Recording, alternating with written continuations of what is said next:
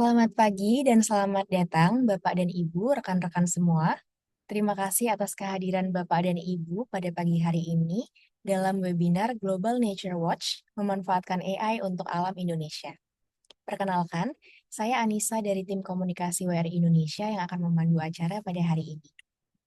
Pada kesempatan hari ini, kami akan memperkenalkan Global Nature Watch, sebuah pendekatan baru dalam mengolah data lahan dan alam menjadi informasi yang dapat ditindaklanjuti dengan memanfaatkan kecerdasan buatan atau AI.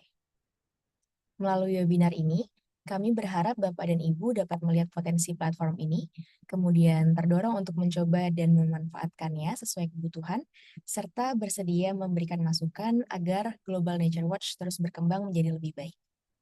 Baik, sebelum memulai sesi hari ini, ada beberapa hal yang perlu menjadi perhatian kita bersama. Yang pertama, sesi ini akan kami rekam dan seluruh rekaman akan kami bagikan setelah sesi ini selesai. Berikut juga materinya. Kemudian, jika ingin mengajukan pertanyaan, silakan menyampaikan melalui panel Q&A yang ada di bawah kanan layar Zoom rekan-rekan. Nanti sebagian pertanyaan akan kami jawab secara lisan dan sebagian lainnya akan kami jawab tertulis. Jika ada, silakan untuk bisa menuliskan tujuan pertanyaannya juga. Yang terakhir, mohon selalu matikan mic selama sesi berlangsung. Next. Sebelum kita memasuki sesi utama, izinkan saya untuk menyampaikan agenda kegiatan pada hari ini. Pertama, nanti kita akan mendengar pemaparan narasumber dari WRI Indonesia yang akan dibawakan oleh Mbak Benita Natania dan Mas Ahmad Nasution, yang nanti akan menjelaskan seputar latar belakang, konsep, serta penggunaan Global Nature Watch. Selanjutnya, kita akan memasuki sesi tanggapan dari para penanggap, yaitu sudah bersama kita ada Bang Deden Pramudiana dari YPIKI dan Bang Yoga Dwiananta dari Proforest Indonesia. Setelah itu, kita akan lanjut ke sesi tanya-jawab yang sekaligus menjadi penutup acara. Kami berharap seluruh rangkaian sesi hari ini dapat memberikan pemahaman yang komprehensif, sekaligus membuka ruang diskusi yang interaktif di antara kita semua. Baik, selanjutnya langsung saja kita ke sesi pemaparan. Saya persilakan Mbak Benita dan Mas Ahmad untuk menyampaikan sesi. Baik, terima kasih banyak Nisa untuk pembukaannya. Selamat pagi Bapak Ibu sekalian, semoga semua dalam keadaan sehat dan bersemangat ya pagi hari ini. Soalnya kita akan berbagi dan berdiskusi mengenai sebuah teknologi yang saat ini sedang berkembang pesat, yaitu kecerdasan buatan atau AI. Jadi apa sih itu Global Nature Watch? Global Nature Watch ini adalah asisten berbasis kecerdasan buatan atau AI untuk pemantauan lingkungan. Jadi tanpa perlu menelusuri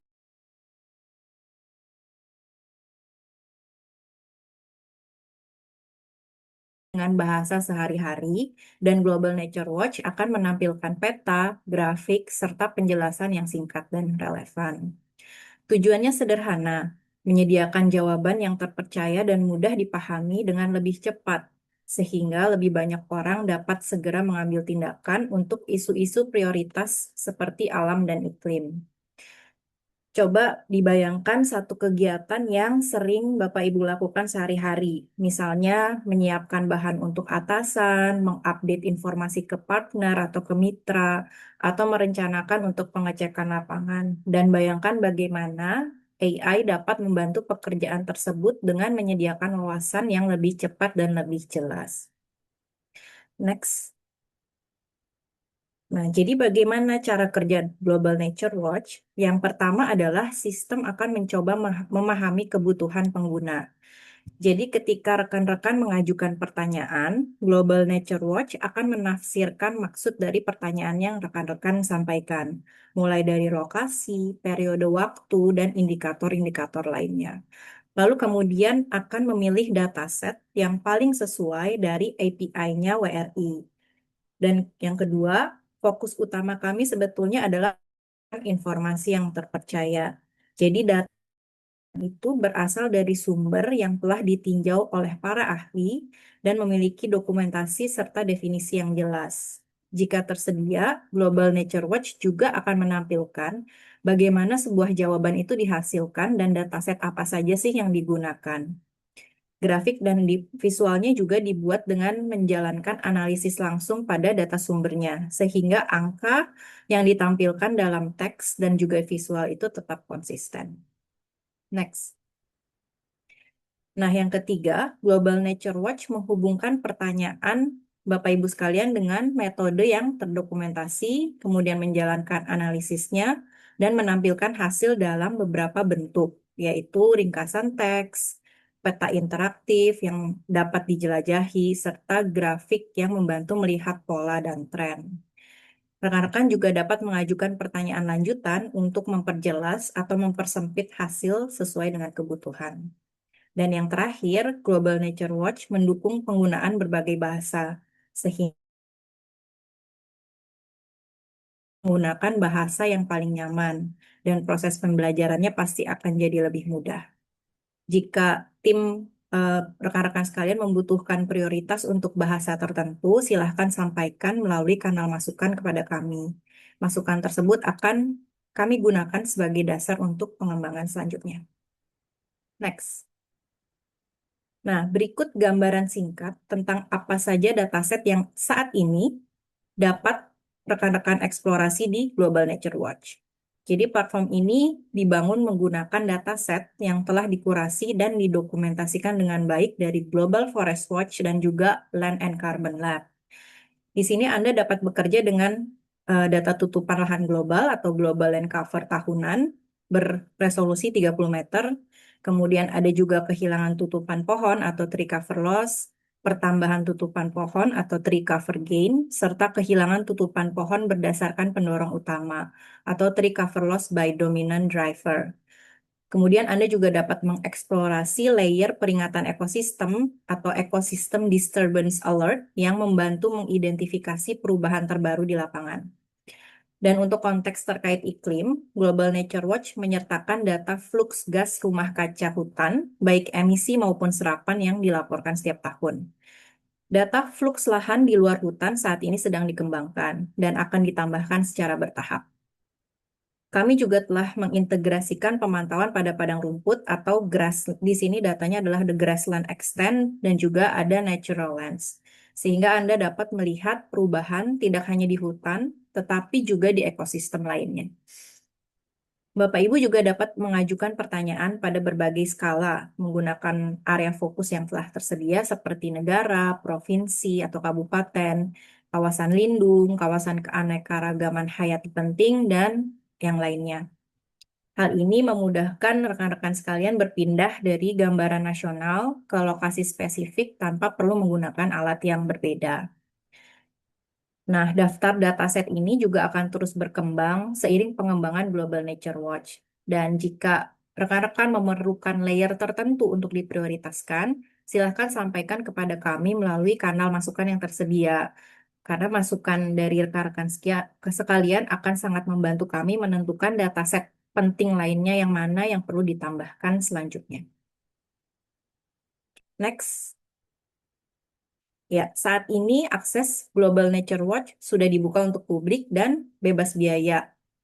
Silahkan kunjungi langsung ke www.globalnaturewatch.org, kemudian daftar untuk membuat akun dan silahkan login. Tapi, jika rekan-rekan sudah memiliki akun MyGFW atau My Global Forest Watch, rekan-rekan dapat langsung masuk menggunakan akun tersebut. Gitu. Jadi tidak perlu membuat akun baru di Global Nature Watch. Dan silahkan langsung mengeksplorasi platformnya.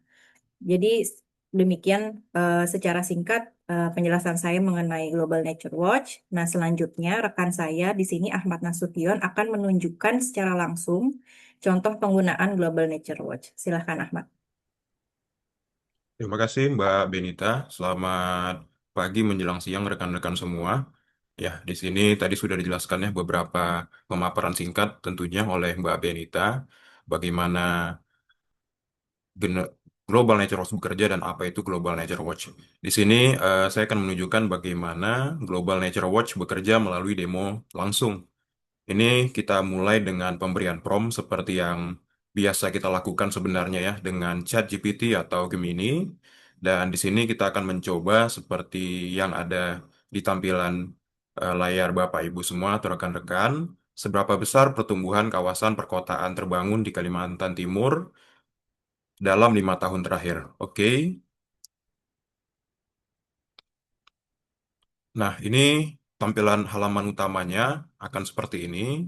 Nah, tekan explore the preview di pojok kanan atas dan login dengan akun MyGiveaway seperti yang disampaikan Mbak Benita tadi. Jadi jika rekan-rekan sudah mempunyai akun MyGiveaway atau sudah menggunakan MyGiveaway, kita tidak perlu mendaftar lagi. Jadi hanya tinggal login saja. Nah, di sini akan kita input dalam bentuk teks seperti yang sudah teman-teman lihat tadi. Nah, saat menginput prompt, jadi AI agent yang dimiliki oleh Global Nature Watch ini akan membaca prompt pengguna dan mulai menentukan API atau dataset yang relevan. Nah, di sisi kanan ini terlihat peta interaktif langsung menampilkan area of interest berdasarkan lapisan dataset yang dianalisis, kemudian merangkum hasilnya dan memberikan wawasan tambahan. Nah, ini grafiknya sudah muncul di sini secara otomatis ya, dan juga sudah muncul rangkuman atau wawasannya.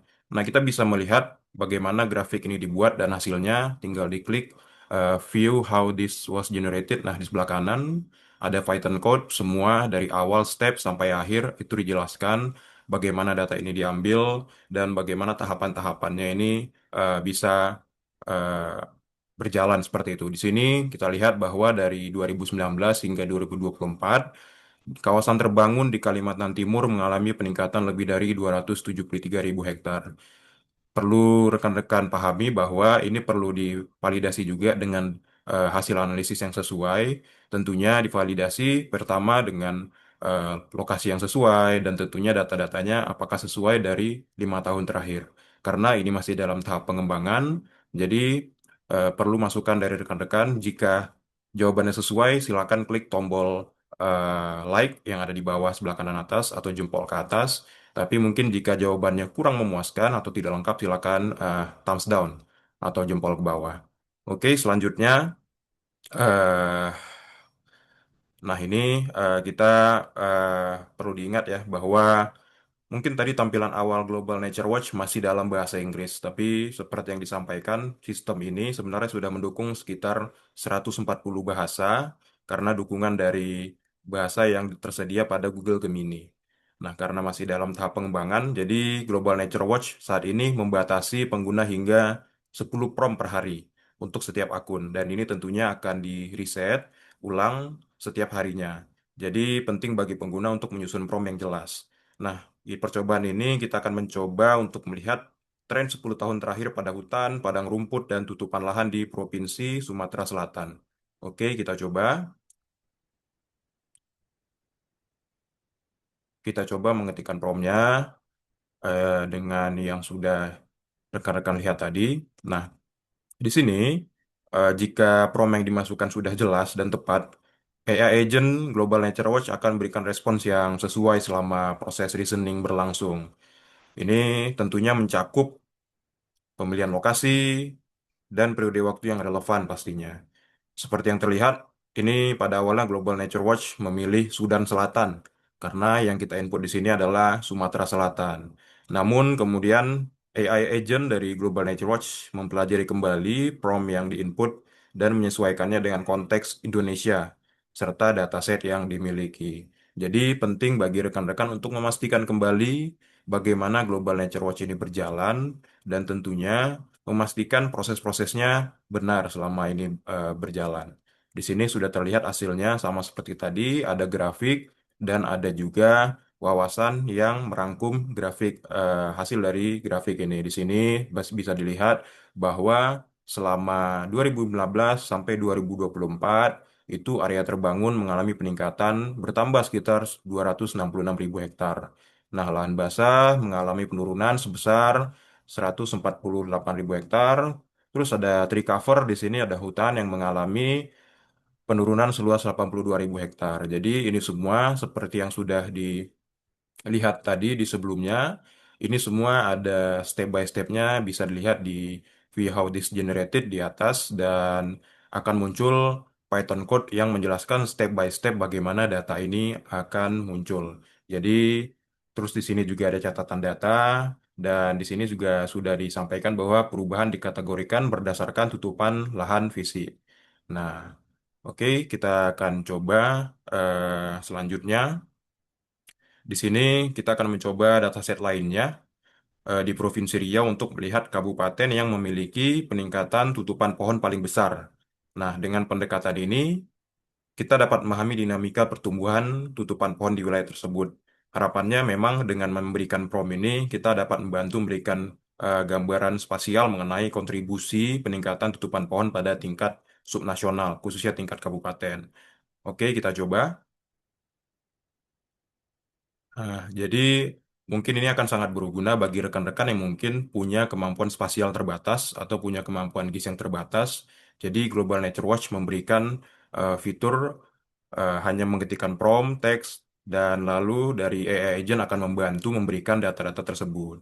Nah, dari peta interaktif di sebelah kanan, Global Nature Watch menampilkan dataset yang sesuai tentunya dan menampilkan proses reasoning berlangsung. Di sini sudah dilihat di sebelah kiri, menampilkan grafik yang menunjukkan kabupaten dengan kontribusi peningkatan tutupan pohon. Di sini ada per kabupaten akan tampil yang paling tinggi adalah Indragiri Hilir. Nah, di sini menjadi catatan penting bahwa peningkatan tutupan pohon tidak selalu sama dengan pemulihan hutan, alam, atau deforestasi. Tentunya ada disclaimer-disclaimer dari setiap data. Kita akan berikan prom lanjutan di sini untuk melihat kontribusi emisi bersih dari sektor kehutanan. Karena sebelumnya lokasi analisis sudah kita tentukan ada di Riau, jadi prom yang lanjutan ini sudah otomatis membaca lokasi yang sudah ditetapkan dan hanya meminta dataset yang sesuai. Di sini sama seperti yang tadi, proses reasoning, grafiknya muncul, lalu ada wawasan dari grafik yang muncul ini. Dan di sini kita lihat per kabupaten yang paling tinggi adalah Pelalawan untuk emisi bersih dan mencatatkan total emisi bersih sekitar 612 juta selama periode tersebut. Nah, di Riau juga tercatat sebagai sumber emisi bersih yang berarti emisi yang dilepaskan akibat gangguan hutan. Nah, lebih besar daripada karbon yang diserap oleh pertumbuhan kembali hutan. Nah, ini tentunya rekan-rekan juga bisa memberikan prompt tambahan ya. Dan ada limit prompt dari Global Nature Watch 10 per hari yang bisa dilihat di pojok sebelah kanan atas di samping profil. Oke, selanjutnya kita akan mencoba melihat secara nasional eh, di Indonesia yang menjadi prioritas konservasi. Kita akan coba yang selanjutnya. Nah, ini kita akan coba prom ini untuk memberikan gambaran nasional dengan kehilangan tutupan pohon terbesar berdasarkan data historis pada setiap provinsi. Jadi, ini bisa digunakan sebagai awal dalam menentukan prioritas konservasi. Oke, kita coba. Sama seperti yang tadi kita mengetikkan promnya, kemudian proses reasoning akan berlangsung dan AI agent dari Global Nature Watch akan mencari data-data yang relevan, kemudian menarik data di sini. Contohnya data yang muncul adalah tree cover loss dari AI agent yang dimiliki oleh Global Nature Watch, menarik data tree cover loss dan kemudian data di sini ada data lagi tentunya ya karena kita meminta prioritas konservasi. Jadi tentunya nah ini tree cover loss by dominant driver.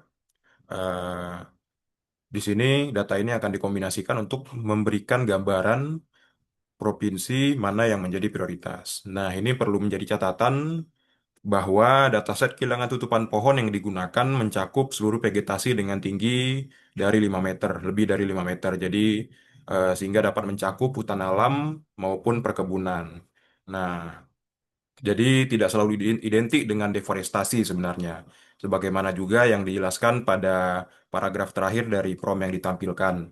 Jadi, perlu diingat data ini mengukur kehilangan tutupan pohon yang mencakup semua vegetasi. Jadi di sini semua sudah ada disclaimer-nya dan Seluruh data dan hasil analisis ini dapat digunakan sebagai sitasi. Jadi pengguna tinggal meminta saja sebenarnya untuk mensitasikan. Nah, ini kita akan coba kembali ya untuk melihat eh, provinsi yang paling dominan terhadap ekspansi komunitas berbasis lahan. Nah, kita akan mengidentifikasi provinsi dengan perubahan lahan pertanian ke pertanian atau perkebunan terbesar.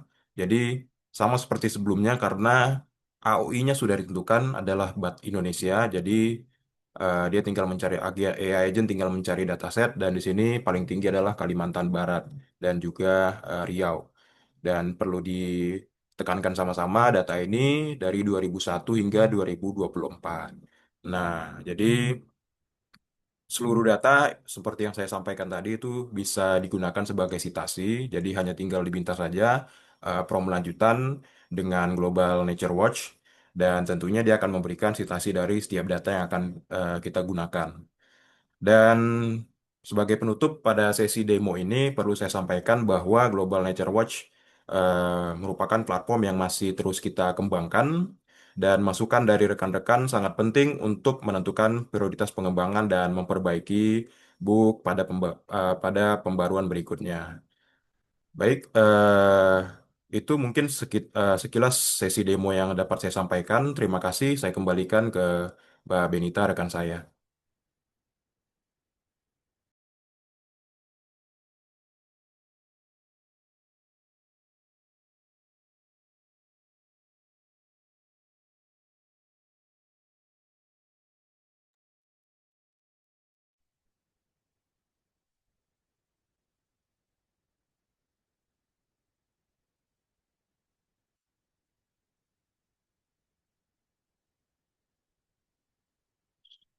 Oh, mungkin bantuannya Mbak Hani, Mbak Benita belum jadi co-host, jadi tidak bisa open mic.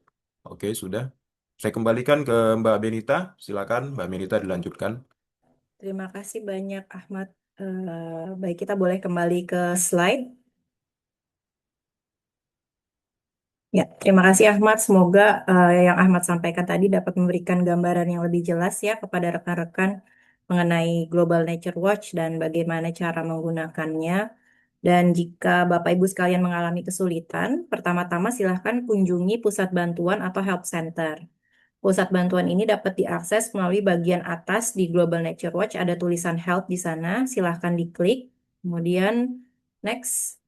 Di pusat bantuan ini, Bapak Ibu sekalian akan menemukan gambaran cara kerja Global Nature Watch, kemudian daftar dataset yang tersedia saat ini, kemudian tips untuk menulis prompt yang efektif. Nah, ini cukup penting ya Bapak Ibu. Jadi kalau bingung bagaimana memulai prompting, silahkan baca bagian ini. Kemudian pertanyaan yang sering diajukan, serta tempat untuk melaporkan bugs atau memberikan masukan. Dan jika ada sesuatu yang bermasalah pada platform ini atau ada hal maupun hasil yang terlihat tidak sesuai, gunakan formulir umpan balik atau laporan bug agar kami dapat segera menindaklanjutinya. Kami juga menyediakan daftar pertanyaan yang sering diajukan atau FAQ yang dapat menjadi tempat awal untuk mencari jawaban. Dan untuk catatan, pusat bantuan saat ini baru tersedia dalam bahasa Inggris ya Bapak Ibu. Next. Nah, masukan dari Bapak Ibu sekalian ini sangat penting untuk membantu kami mengembangkan Global Nature Watch ke arah yang lebih baik. Salah satu cara untuk menyampaikan masukannya adalah dengan memberikan penilaian pada hasil analisis yang dilakukan oleh Global Nature Watch. Jadi, Bapak Ibu dapat menggunakan icon jempol ke atas atau jempol ke bawah yang tersedia di bagian bawah setiap respons yang disampaikan oleh sistem. Nah, selain itu, Bapak Ibu juga dapat memberikan masukan melalui tautan yang tersedia tadi di pusat bantuan atau langsung menghubungi tim kami melalui email di landandcarbonlab@wri.org. Dan setiap masukan yang Bapak Ibu berikan akan membantu kami memahami kebutuhan pengguna dan menentukan pengembangan selanjutnya. Sekian dari pemaparan dari saya dan Ahmad. Selanjutnya saya kembalikan ke Anissa. Baik, terima kasih banyak Mbak Benita dan Mas Ahmad atas sesi demo dan penjelasannya yang sangat menarik. Apabila teman-teman Di sini ada pertanyaan, silakan untuk mengajukan di kolom Q&A di sisi kanan bawah layar Zoom mulai dari sekarang, dan nanti kami akan menjawab di sesi tanya jawab di akhir. Sementara itu, kita akan bergeser dulu ke sesi tanggapan, di mana nanti kita bisa mendengar perspektif dan pengalaman para penanggap dalam memanfaatkan platform ini. Untuk itu, selanjutnya, ya, saya persilakan Bang Deden Pramudiana selaku PLT Direktur Eksekutif Yayasan Pemantau Independen Kehutanan Indonesia untuk memberikan tanggapannya. Silakan Bang Deden. Baik, terima kasih Mbak Anissa. Selamat pagi rekan-rekan semua. Perkenalkan saya Deden dari Yayasan Pemantau Independen Kehutanan Indonesia atau yang sering disebut dengan Independent Forest Monitoring Fund atau IFM Fund. Jadi sebetulnya IFM Fund ini bekerja dengan mitra-mitranya di 20 provinsi.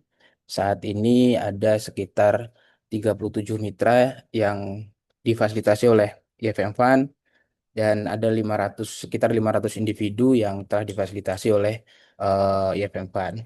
Dan kerja-kerja dari teman-teman pemantau independen ini dari masyarakat sipil ya, itu terkait dengan pemantauan hutan yang eh, terfokus pada traceability kayu dari hulu hingga hilir.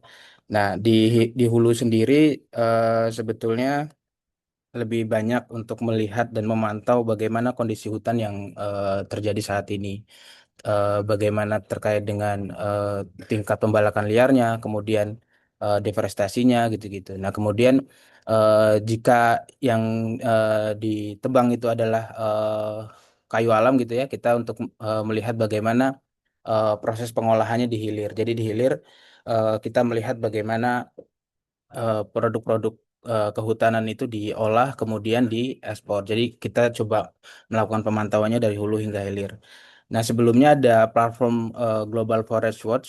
Itu kita sering menggunakan platform Global Forest Watch itu untuk melakukan pemantauan di tingkat hulu. Jadi untuk melihat apakah fokus area pemantauan yang kita lakukan itu seberapa besar tingkat deforestasinya. Kemudian ada di mana saja lokasi tersebut gitu ya.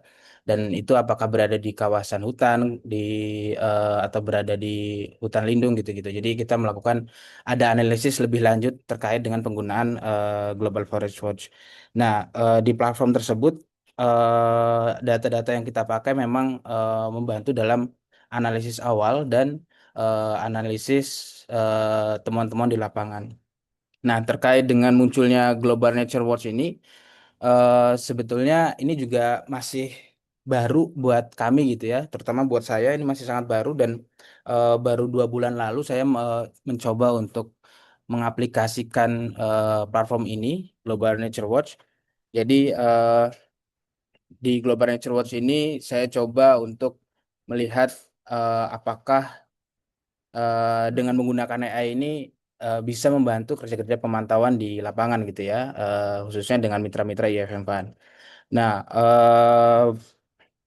terkait dengan persis seperti yang disampaikan sama Bang Ahmad tadi, memang ada beberapa hal karena Global Nature Watch ini masih proses pengembangan dan ada beberapa hal yang menurut kami itu mungkin ini bisa menjawab dari apa tantangan yang dihadapi oleh teman-teman pemantau independen. Nah, saya mau coba share screen, boleh Mbak Nisa? Ya, akan dibantu oleh Mbak Hani Oke. materinya. Ya, nah ini beberapa waktu lalu saya coba untuk apa menggunakan prompting gitu ya, prompting di Global Nature Watch. Jadi saya coba memasukkan apa kalimat apakah bisa lihat indikasi illegal logging di Kalimantan Tengah misalnya. Jadi yang muncul memang analisis apa ya perubahan atau alert peringatan deforestasi yang muncul di Kalimantan Tengah. Namun kemudian apa jika data ini sebenarnya membantu dalam proses analisis awal. Jadi menyediakan bagaimana apa dari satu provinsi gitu ya, itu bisa dilihat perubahan deforestasinya gitu. Nah, kemudian juga ini lebih kepada ke tingkat kabupatennya juga itu bisa dilihat di mana di mana tutupan pohon yang paling besar itu ada di kabupaten mana. Nah, kalau di sini di Kalimantan Tengah itu yang paling besar itu di Kapuas. Nah, tapi kemudian eh, apa kita mau coba melihat indikasi illegal logging itu ada di mana gitu ya. Misalnya karena kerja-kerja pemantau ini lebih banyak terkait dengan tebangan yang tebang pilih gitu ya, bukan dari land clearing yang itu luasnya tidak mencapai 30 meter gitu ya. Jadi misalkan ada kasus penebangan liar yang itu hanya 1 sampai 5 pohon misalnya yang ditebang dan itu tidak menyebabkan land clearing. Nah, itu belum terdeteksi secara langsung di Global Nature Watch. Jadi eh, jika itu bisa muncul alert terkait itu gitu ya, ada informasi bahwa eh, apa tebangan pohon terjadi dengan luas misalnya hanya sekitar 5 meter gitu, atau kemudian apa ada indikasi eh, pohon alam yang ditebang gitu. Jadi kita bisa ini bisa membantu dalam kerja-kerja pemantauan di lapangan. Dan kemudian juga eh, di sini kita belum ketika waktu itu sempat saya masukkan kalimat pertanyaan terkait dengan untuk menunjukkan deforestasi yang paling besar ada di koordinat mana gitu ya. Dan ini Global Nature Watch memunculkan dari skala kabupatennya saja. Jadi belum sampai kepada tingkat ada di mana koordinat itu terjadi gitu ya, terkait dengan indikasi pembalakan liar tersebut. Nah, jadi lebih banyak Global Nature Watch ini sebetulnya lebih banyak membantu dalam proses analisis di awal untuk kerja-kerja pemantauan lapangan. Namun kemudian perlu ada analisis lebih lanjut menurut saya bagaimana menggunakan Global Nature Watch gitu ya. Itu memberikan data awal, memberikan eh, indikasi-indikasi awal, kemudian ada proses lanjutannya. Itu saya coba kemarin untuk melihat di Global Nature Watch, kemudian saya berpindah ke Global Forest Watch. Nah, di Global Forest Watch itu data-data terkait dengan alert deforestasinya itu kan masih bisa kita download ya. Nah, itu ada proses lanjutannya di situ. Jadi kalau kalau untuk analisis lebih awal dan secara cepat itu kita bisa menggunakan Global Nature Watch, tapi kemudian untuk mendeteksi lebih detail lagi atau untuk menganalisis lebih detail lagi itu kita perlu melakukan analisis lebih lanjut. Mungkin itu sementara tanggapan dari saya terkait Global Nature Watch ini. Jadi memang karena ini masih proses pengembangan, namun kemudian mudah-mudahan masukan-masukan dari teman-teman pemantau ini bisa diadres oleh Global Nature Watch sehingga itu membantu kerja-kerja pemantauan di lapangan dan setidaknya data ini bisa menjadi area komunikasi gitu ya antar teman-teman pemantau sehingga bukan hanya menjadi tools saja tapi juga menjadi bahan diskusi antara antar mitra pemantau gitu. Saya kembalikan lagi ke Mbak Anissa, terima kasih. Terima kasih banyak Bang Deden. Mudah-mudahan tadi seperti kata Bang Deden ya, masukan dari teman-teman pemantau bisa diakomodasi ke depannya dan platformnya menjadi lebih berkembang. Baik, selanjutnya sebelum sesi tanya jawab, saya ingin mengundang Bang Yoga untuk memberikan tanggapan terakhir. Bang Yoga Epri Dwiananta ini adalah GIS Analyst dari Proforest Indonesia. Silakan Bang Yoga. Siap, terima kasih Mbak Nisa. Terima kasih Mbak Benita dan Mas Ahmad juga. Ya terima kasih atas kesempatan untuk saya bisa sharing pengalaman ya, pengalaman mencoba platform Global Nature Watch ini. Jadi mungkin perkenalkan nama saya Yoga, saya dari Proforest. Mungkin sebagai overview, karena ini ya berkaitan dengan apa yang akan saya share nantinya. Jadi Proforest ini adalah organisasi yang berfokus untuk mendukung praktik berkelanjutan pada rantai pasok komoditas agrikultur dan kehutanan. Jadi kami bekerja dengan perusahaan, pemerintah, dan masyarakat untuk mengembangkan dan mengimplementasikan solusi praktis untuk tantangan lingkungan dan sosial dalam ya khususnya dalam produksi komoditas. Kami membantu perusahaan dalam memastikan supplier mereka mempraktikkan keberlanjutan melalui kepatuhan terhadap regulasi dan komitmen pada rantai pasok. Begitu seperti ada UDR, terus kemudian ada juga komitmen no deforestation, no pit, no exploitation, dan juga membantu dalam penilaian due diligence supplier gitu. Jadi kami juga selain itu kami juga bekerja pada level lanskap, berupaya untuk ya kami bersama-sama dengan para pemangku kepentingan untuk secara kolektif menangani isu-isu yang sifatnya sistemik begitu dalam skala yang luas di wilayah tempat di mana komoditas diproduksi gitu. Jadi dalam konteks kebutuhan geospasial ini, platform seperti GNW ini dapat membantu kami sebenarnya dalam bekerja untuk tadi memverifikasi kepatuhan rantai pasok, bisa juga identifikasi area HCV dan kemudian untuk pemantauan lahan itu dalam konteks lanskap gitu. Mungkin next. Ya, saya mencoba untuk testing platform ini beberapa waktu yang lalu dan testing ini difokuskan pada use case spesifik Indonesia yang relevan dengan apa yang dikerjakan Profores gitu.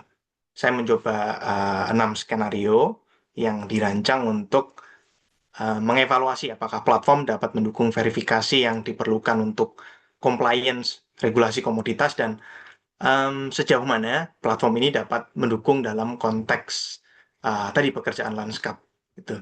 Jadi ada 6 skenario ini yang dibangun untuk masing-masing objektif gitu. Yang pertama, saya mencoba untuk menguji fungsi dasar dan presisi temporal dari platform dengan mencoba untuk meminta platform menunjukkan kehilangan tutupan pohon pada periode waktu tertentu. Yang kedua, mencoba untuk melihat apakah platform bisa menyajikan data driver deforestasi gitu. Kemudian yang ketiga, menguji juga apakah platform bisa menyajikan data tadi yang sama seperti yang disampaikan Mas Deden, data disturbance alert pada periode waktu tertentu gitu. Kemudian yang keempat juga bagaimana platform melakukan komparasi dan menyajikan visualisasi. Yang kelima, menguji resolusi spasial dan kemampuan platform dalam menganalisis pada tingkat konsesi atau area custom gitu. Yang terakhir juga menguji bagaimana integrasi workflow dan portabilitas data yang dihasilkan dari Global Nature Watch ini. Next. Nah, jadi semua skenario ini saya uji performanya dengan metrik waktu respons, presisi temporal, dan presisi spasialnya. Jadi hasilnya memang waktu respons yang diberikan platform itu sangat cepat gitu ya, sangat kompetitif. Tetapi memang ditemukan ya adanya kegagalan presisi temporal. 4 dari 5 query itu respons yang diberikan platform tidak bisa memberikan respon yang sesuai dengan prompt gitu. Kemudian ditemukan juga keterbatasan spasial pada skenario area custom tadi yang kelima. Mungkin next saja saya elaborasi. Jadi dari beberapa kali percobaan yang melalui beberapa skenario, saya coba untuk rangkum pengalaman saya mencoba platform ini melalui beberapa poin kekuatan platform dan keterbatasannya begitu memang secara interface pengguna dan aksesibilitas ya platform ini menurut saya sangat user friendly begitu ya karena dikemas dalam bentuk conversational AI gitu responnya juga cepat dan semua query juga menghasilkan visualisasi yang jelas berupa chart dan grafik gitu. Kemudian secara cakupan geografis juga platform ini sangat baik ya untuk batas administrasi terutama di tingkat provinsi dan kabupaten. Platform ini juga memiliki kemampuan untuk menganalisis driver deforestasi dan memberikan semacam breakdown kuantitatif gitu yang jelas ya. Memberikan detail di wilayah ini driver deforestasinya adalah permanent agriculture dengan luas segini. Yang itu dapat berguna juga untuk konteks di level landscape gitu ya, dan untuk komunikasi stakeholder. Kemudian platform ini juga mampu menyajikan data deteksi gangguan pada periode waktu yang telah ditentukan gitu. Namun memang terdapat beberapa keterbatasan seperti yang saya temukan itu adanya kegagalan resolusi temporal. Jadi semua query yang saya minta dalam periode waktu yang spesifik, tapi malah hasilnya mengembalikan ke data agregat, data setnya sendiri, data agregat 2001 sampai 2024. Yang sebenarnya saya memintanya di tahun 2019 sampai 2024, tetapi data memberikan hasil bukan dalam periode waktu yang saya minta gitu. Kemudian ditemukan juga platform ini tidak dapat menganalisis area custom yang didefinisikan dengan koordinat atau area of interest gitu. Terus kemudian secara portabilitas data, platform juga secara langsung sebenarnya menyatakan tidak bisa memberikan data yang downloadable gitu ya. Pengguna harus secara manual mengunduh dataset mentah dari Global Forest Watch Open Data Portal, dan kemudian perlu ada workflow selanjutnya, yaitu memproses ulang dalam software GIS begitu. Mungkin next. Nah, ya terakhir saya juga sudah merangkum bagaimana dan sejauh mana relevansi penggunaan platform Global Nature Watch ini dalam mendukung area-area kerja yang ada di ProForest begitu ya. Secara umum, menurut saya Global Nature Watch ini menunjukkan semacam potensi yang kuat gitu ya untuk mendemokratisasi akses ke data monitoring hutan ya melalui interface yang ya berbasis AI ini. Jadi menurut saya juga platform ini unggul dalam analisis landscape level dan untuk proses engagement terhadap stakeholder gitu dengan waktu respons yang cepat dan visualisasi yang jelas. Namun tadi memang adanya keterbatasan kritis ya dalam presisi temporal dan resolusi spasial yang membuat platform ini juga terbatas untuk pekerjaan yang relevan dengan ProForest begitu ya. Misal untuk verifikasi compliance, due diligence, tingkat supplier yang dimana itu menjadi kebutuhan di organisasi kami begitu. Dan untuk untuk konteks pekerjaan ProForest juga mungkin untuk saat ini ya tadi memang karena catatan dari Mas Ahmad dan Mbak Benita memang masih dalam proses pengembangan. Jadi untuk saat ini memang platform ini paling baik diposisikan sebagai alat pelengkap ya untuk eksplorasi dan komunikasi. Jadi untuk saat ini memang belum bisa untuk mengganti workflow GIS yang sudah established begitu ya. Dan menurut saya ada potensi lain sebenarnya. Jadi platform ini bisa menjadi berguna untuk semacam capacity building gitu dan training stakeholder non teknis. Tapi memang penggunaannya memang belum cukup presisi ya untuk deliverable untuk klien-klien korporat gitu. Tetapi memang saya kira pengembangan platform ini jadi semacam ya milestone yang luar biasa ya, terutama dalam konteks tadi demokratisasi akses data geospasial begitu ya. Itu jadi ya memang apresiasi untuk WRI dan Land Carbon Lab gitu ya. Ya mungkin begitu kira-kira yang bisa saya bagikan. Terima kasih. Saya kembalikan ke Mbak Nisa. Baik, terima kasih banyak Mas Yoga untuk tanggapannya. Tadi juga sudah disampaikan Mas Yoga beberapa kekuatan platform dan keterbatasan-keterbatasannya yang mudah-mudahan ke depannya bisa diperbaiki dan diatasi. Baik, selanjutnya kita ada selama sekitar 10-15 menit ke depan kita ada sesi tanya jawab. Sebagian pertanyaan yang ada di kolom Q&A sudah dijawab secara tertulis, tapi ada beberapa juga yang akan saya bacakan untuk dijawab secara lisan. Langsung saja ke pertanyaan pertama ya dari Bapak Rendra Regen. Bagaimana Global Nature Watch dapat digunakan untuk mengintegrasikan data lintas tutupan lahan seperti hutan lindung, hutan produksi, konsesi sawit, dan area restorasi guna mendukung pengambilan keputusan berbasis lanskap pada bentang alam sebelat, khususnya untuk menjaga konektivitas habitat gajah Sumatera yang sebagian besar berada di luar kawasan konservasi formal. Baik, mungkin Mbak Benita mau menjawab? Iya, terima kasih Anissa dan Pak Regen untuk pertanyaannya.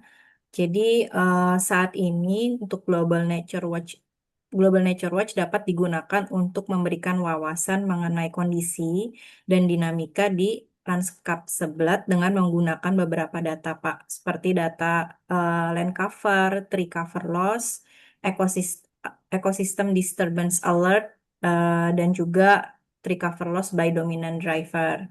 Nah, jadi dari data-data set tersebut nanti bisa dianalisis dan memberikan hasil analisis mengenai kondisi dan dinamika di lanskap sebelah tersebut. Nah, memang pada saat ini untuk dataset seperti fungsi kawasan hutan dan konsesi itu belum dimasukkan, Pak. Jadi sistem belum bisa menganalisis hal tersebut. Jadi kalau misalnya ditanya mengenai misalnya berapa sih kehilangan tutupan hutan yang terjadi di kawasan hutan lindung atau hutan produksi di lanskap sebelat, misalnya seperti itu promptingnya.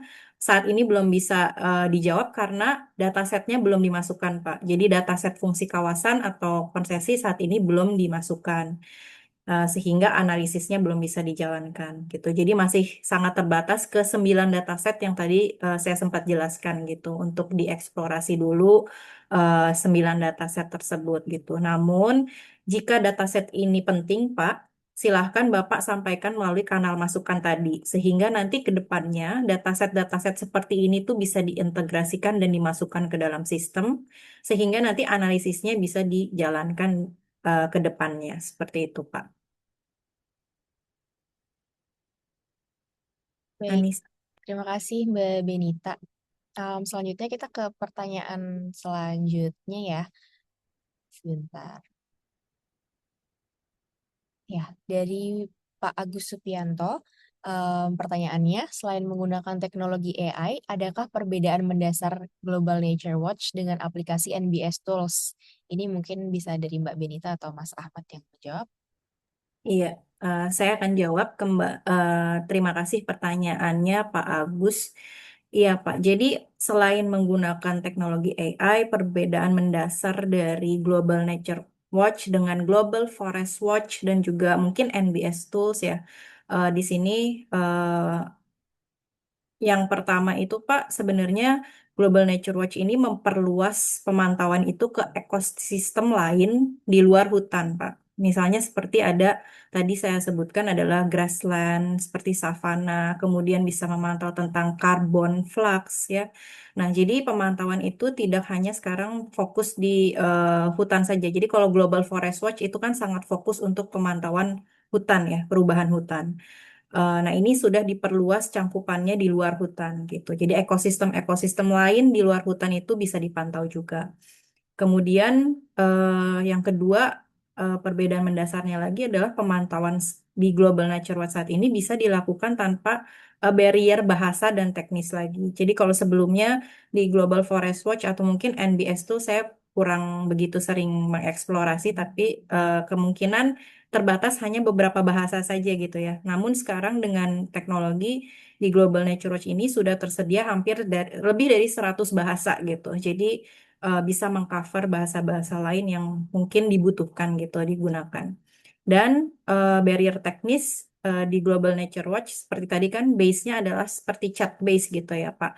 Jadi tanpa perlu background atau kemampuan menggunakan atau melihat peta interaktif pun platform ini bisa digunakan gitu. Kalau selama ini mungkin Global Forest Watch sedikit tidaknya kita harus bisa melihat peta interaktif gitu ya, melihat lokasi dan memainkan layer di sana untuk mendapatkan analisis. Saat ini di Global Nature Watch dengan seperti cara chatting saja sudah bisa mendapatkan insights gitu Pak atau wawasan.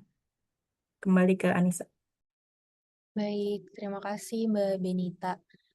Ini ada pertanyaan lagi dari Pak Agus. Apakah GNW Global Nature Watch ini menggunakan citra satelit seperti Sentinel-2 sehingga kita bisa melihat alert secara berkala seperti di Sentinel-2 atau Planet Nifty? Silakan Mbak Benita. Iya, terima kasih Pak. Pertanyaan lanjutannya ya ini. Jadi untuk saat ini kembali lagi dataset yang tersedia di Global Nature Watch atau yang dianalisis di Global Nature Watch itu salah satunya itu ada data alert Pak, yaitu Global All Ecosystem Disturbance Alert. Di sini termasuk disturbance di hutan juga dan vegetasi-vegetasi lainnya gitu. Jadi dan data Global All Ecosystem Disturbance Alerts ini itu hasil pengolahan dari citra satelit Landsat dan Sentinel gitu ya. Jadi kalau pertanyaannya bisa melihat alert di Global Nature Watch bisa Pak. Dan data tersebut adalah hasil analisnya diambil dari dataset Global Ecosystem Disturbance Alerts itu. Jadi silakan Pak dicoba untuk prompting jika ingin melihat hasil analisis data alert tersebut. Baik, terima kasih Mbak Benita. Kemudian pertanyaan selanjutnya dari Pak Erwin Darmawan. Pertanyaannya, apakah bisa digunakan untuk melihat landslide hazard? Silakan Ahmad. Ya. Iya, terima kasih Nisa. Terima kasih pertanyaannya Pak Erwin. Jadi memang apakah bisa digunakan untuk melihat landslide hazard? Jadi saat ini memang Global Nature Watch belum memiliki akses data sampai spesifik seperti itu. Karena Global Nature Watch saat ini seperti yang sudah kita di awal penjelasan tadi, itu sebenarnya data-data API dari Global Forest Watch dan juga Land and Carbon Lab. Jadi seluruh data yang memang sudah terakurasi dan juga sudah terpublikasi dengan metode yang memang sudah terkalkulasi dengan baik, itu memang kita tarik datanya, kemudian kita uji di Global Nature Watch. Tapi memang sampai saat ini itu belum ada data untuk melihat landslide hazard. Jadi ketika Pak Erwin meminta data landslide hazard di Global Nature Watch, biasanya Global Nature Watch akan memberikan data yang mungkin lebih dekat atau relevan dengan yang diminta. Contohnya mungkin memberikan data disturbance alerts yang memang paling dekat dengan adanya gangguan vegetasi seperti itu. Tapi memang ini belum bisa dijadikan jawaban utama dan masukan ini harapannya bisa menjadi pengembangan untuk Global Nature Watch ke depan. Dan juga saya kan sekaligus menjawab dari Renaldi Aji dan juga Fernandi Putri, mungkin sudah dijawab dari Mbak Idai. Jadi memang apakah bisa menambahkan upload zip atau shapefile apabila area yang diinginkan tidak ada dalam dataset? Bisa, tapi dalam tanda kutip saat ini area yang bisa diupload hanya dalam format GeoJSON dan itu kurang dari 1 megabyte dan memang belum bisa dalam bentuk shapefile atau zip dan seperti yang mungkin sudah pernah dilakukan oleh pengguna yang ada di Global Forest Watch, tentunya sudah biasa ya mengupload data dari zip, shapefile ataupun dari KML ataupun mungkin dari format-format lain yang didukung. Jadi saat ini Global Nature Watch hanya mendukung satu format utama, yaitu GeoJSON yang kurang dari 1 megabyte dan harapannya ke depan juga ini akan dilakukan pengembangan terus ke depan untuk dapat mendukung permintaan-permintaan dari pengguna. Dan tentunya di sini juga batas administrasi mencapai tingkat desa kelurahan. Saat ini untuk batas administrasi di Indonesia khususnya ya, itu hanya sampai tingkat kabupaten dan provinsi. Jadi karena ini platformnya secara global, itu tidak sampai spesifik di tingkat desa atau kelurahan. Tapi eh, rekan Fernandi Putri bisa menggunakan data upload GeoJSON tadi. Jika memang memerlukan data spesifik, bisa mengupload data customnya di Global Nature Watch. Dan juga memang saat ini memang masih ada kendala untuk menggambar ROI atau AOI yang ada di Global Nature Watch. Jadi saat ini terdapat bug yang ketika kita gambar, itu datanya tidak tergenerate atau AOI-nya tidak tergenerate. Tapi harapannya ini ke depan akan kita kembangkan lagi karena ini masih dalam tahap pengembangan tentunya masukan dan saran dari rekan-rekan akan sangat berguna. Jadi silakan mencoba Global Nature Watch. Coba prompt apa saja yang digunakan dan itu tentunya akan menjadi masukan-masukan untuk pengembangan Global Nature Watch. Terima kasih, saya kembalikan ke Nisa. Oke, terima kasih Ahmad. Selanjutnya ada pertanyaan dari Bapak Kuswondo. Pertanyaannya, apabila sumber data atau dataset yang digunakan Global Nature Watch sama dengan GFW, kenapa tidak memperkuat GFW-nya saja tanpa harus membuat platform baru? Silakan Mbak Benita. Iya, terima kasih pertanyaannya Pak Kuswondo. Ya, jadi untuk Global Forest Watch, Pak, tadi saya sudah sempat jelaskan itu sangat fokus ke hutan ya Pak. Jadi dari namanya saja sudah Global Forest Watch. Jadi dan saat ini sebetulnya data di Global Forest Watch pun sudah cukup banyak ya Pak ya, sudah cukup beragam. Dan saat ini sebetulnya sudah banyak data-data lain yang dikembangkan atau diproduksi itu di luar dari ekosistem hutan gitu. Dan ketika itu nanti misalnya dimasukkan ke Global Forest Watch, mungkin nanti akan lebih sedikit kompleks gitu ya di Global Forest Watch. Sehingga kenapa akhirnya kita mencoba mengeksplorasi untuk menggunakan teknologi baru juga di sini dan mendesain Global Nature Watch ini untuk bisa melakukan pemantauan itu tadi Pak di luar dari ekosistem hutan gitu. Jadi data-data set yang akan dimasukkan pun bisa sangat banyak gitu ya karena disupport dengan tadi AI, dataset di luar hutan bisa kita masukkan juga di sana.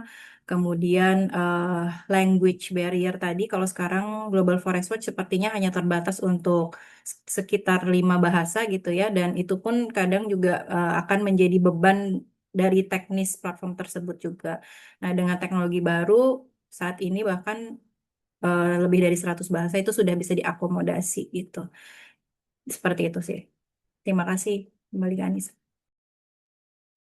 Oke, terima kasih Mbak Benita. Selanjutnya ini akan jadi pertanyaan terakhir ya yang kita jawab secara live. Pertanyaan dari Pak Nurfianto, izin bertanya bagaimana Global Nature Watch mengidentifikasi batas-batas hutan dengan definisi hutan yang beragam di seluruh dunia. Mungkin bisa dari Ahmad? Ya, Ya, silakan. terima kasih Nisa. Iya, terima kasih pertanyaannya Pak Nurfianto.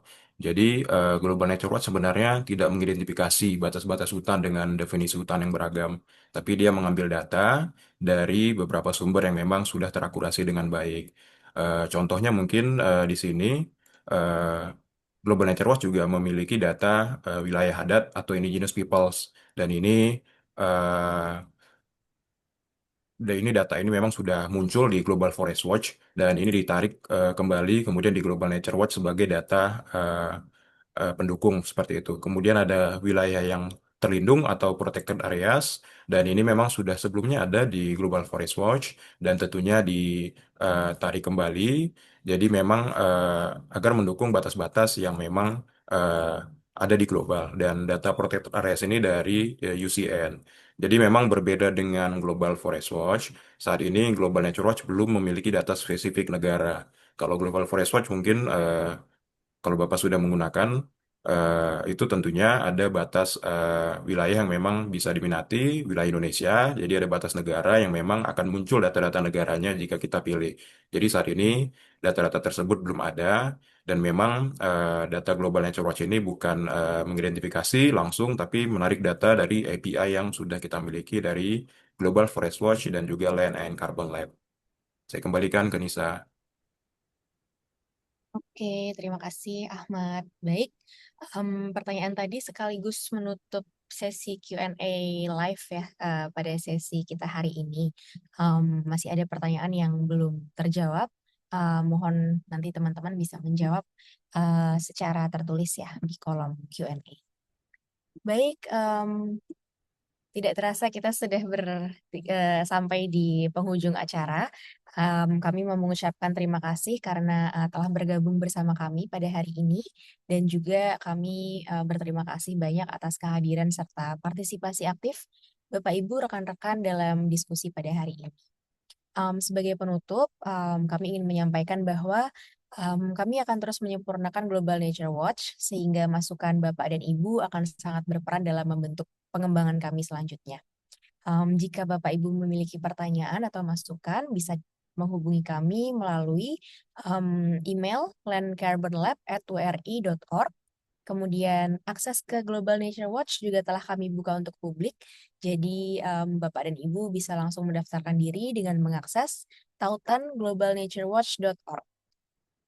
Kemudian yang terakhir, untuk meningkatkan platform kami, mohon bantuan untuk mengisi survei di bit.ly/survey-gnw-id atau pada tautan yang akan terbuka saat webinar ini selesai. Dan juga sudah kami kirimkan di kolom chat ya, jadi nanti mohon bantuan Bapak Ibu untuk bisa mengisi. Baik, terima kasih banyak sekali lagi atas partisipasi Bapak Ibu dan juga untuk seluruh narasumber dan penanggap. Kami berharap hari ini bisa bermanfaat untuk kita semua dan kami sangat menantikan Bapak Ibu untuk bisa memanfaatkan platform ini. Terima kasih banyak dan selamat siang.